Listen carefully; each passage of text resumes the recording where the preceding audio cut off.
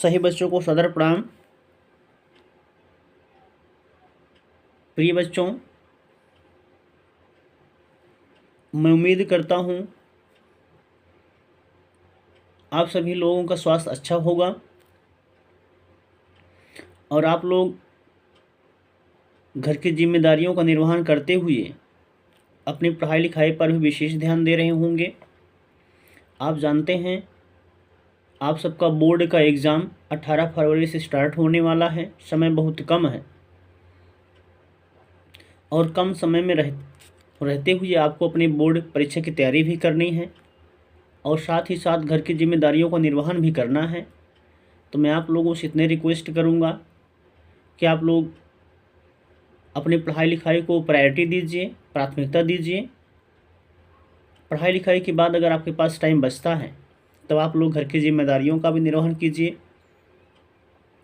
तो चलिए आज हम शुरू करते हैं यूपी बोर्ड कक्षा 10 विषय हिंदी खंडकाव्य के दूसरा पाठ है धनुष भंग और वन पथ पर।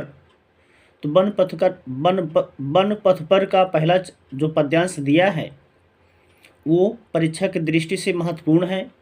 परीक्षा में कई बार आया भी है, 2016 में आया है, 14 में आया है, 7 में आया है, 8 में आया है, कई बार आया है। तो इस पद्यांश को आप लोग थोड़ा विशेष ध्यान दीजिए, एग्ज़ाम में अक्सर आएगा। तो आज हम आप सबको इस पद्यांश की संदर्भ, प्रसंग, व्याख्या और काव्यगत सौंदर्य के बारे में बताएंगे। तो आप लोग देखिए, कह रहे हैं पद्यांश पहला है, पुरते निकसी रघुबीर बधू, धरिधीर दये मग में दगडोय, झलकी भरी भाल कनी जल की, पुट सूख गए मधुराधर वे। फिर बूझती हैं चलनो अब केतिक, पर्णकुटी करिहों की तुहें, तिये की लख आतुरता पिए की, आँखियाँ अतिचारु चली जलचोय। ये पद्यांश परीक्षा की दृष्टि से महत्वपूर्ण है। तो इसका आप लोग संदर्भ लिखेंगे। प्रस्तुत पद्यांश हमारी पाठ्य पुस्तक हिंदी खंडकाव्य के वन पथ पर नामक शीर्षक से लिया गया है। इस पद्यांश के रचयिता गोस्वामी तुलसीदास जी हैं। अब जब आप पद्यांश लिखेंगे तो जो शीर्षक का नाम है और जो कवि का नाम है दोनों के नीचे आप लोग ब्लैक पेन से अंडरलाइन कर देंगे। एक बार आप लोग संदर्भ फिर से सुन लीजिए। प्रस्तुत पद्यांश हमारी पाठ्य पुस्तक हिंदी खंड काव्य के वन पथ पर नामक शीर्षक से लिया गया है। इसके रचयिता हिंदी के प्रसिद्ध कवि गोस्वामी तुलसीदास जी हैं। अब शीर्षक और जो कवि का नाम होगा उस पर आप लोग अंडरलाइन कर दीजिएगा, चाहे वो पद्यांश का होगा और चाहे वो गद्यांश का होगा। अब इसका आप लोग प्रसंग लिखेंगे। प्रस्तुत पद्यांश में श्री राम, सीता और लक्ष्मण वन में जा रहे हैं। सुकोमल शरीर वाली सीता जी चलते चलते थक गई हैं। उनकी व्याकुलता का अत्यंत मार्मिक वर्णन यहाँ पर किया गया, इस पद्यांश में किया गया है। फिर से प्रसंग आप लोग सुनेंगे। प्रस्तुत पद्यांश में श्री राम जी, सीता जी और लक्ष्मण जी वन में जा रहे हैं। सुकोमल शरीर वाली सीता जी चलते चलते थक गई हैं।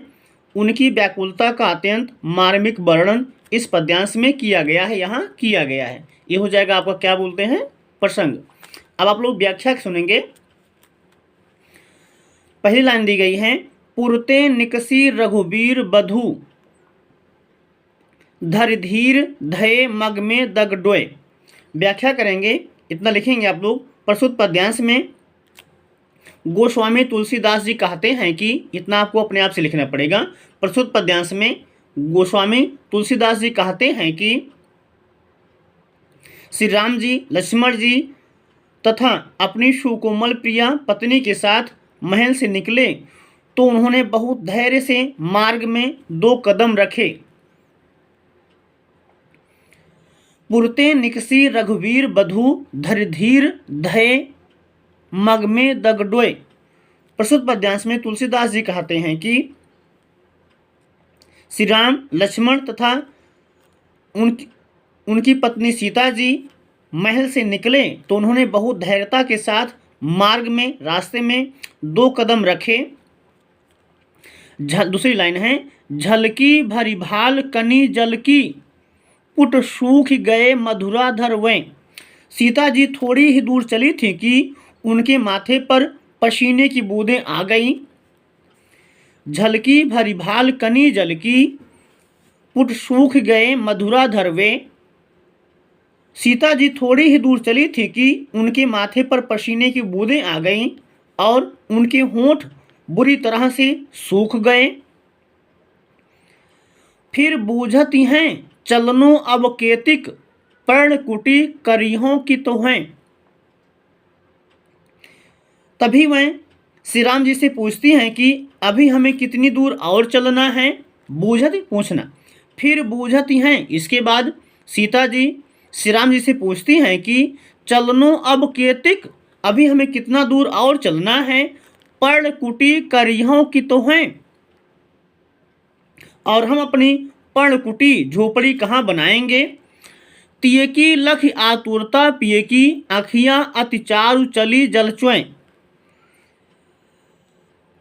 अपनी पत्नी सीता जी की इस व्याकुलता और दशा को देखकर श्री राम जी की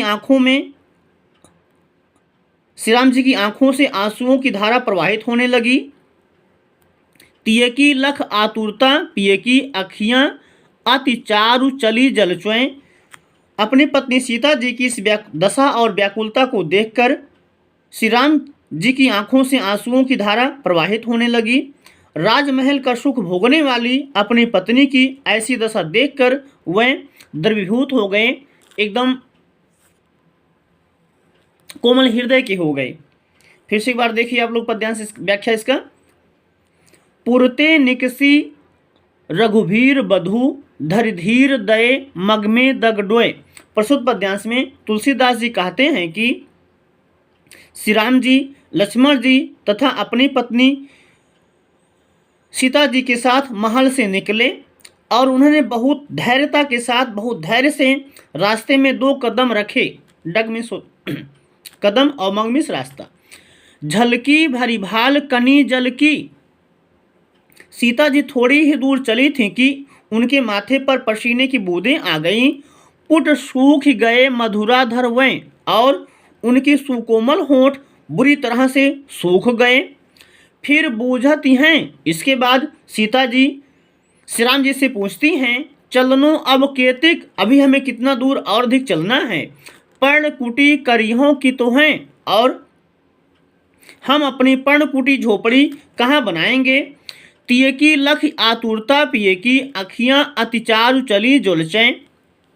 अपनी पत्नी सीता जी की इस दशा और व्याकुलता को देखकर श्री राम जी की आंखों से आंसुओं की धारा प्रवाहित होने लगी। राजमहल का सुख भोगने वाली अपनी पत्नी की ऐसी दशा देखकर वह द्रवीभूत हो गए। अब इस पद्यांश की आप लोग काव्यगत सौंदर्य लिखेंगे। भाषा ब्रज है, शैली मुक्तक है,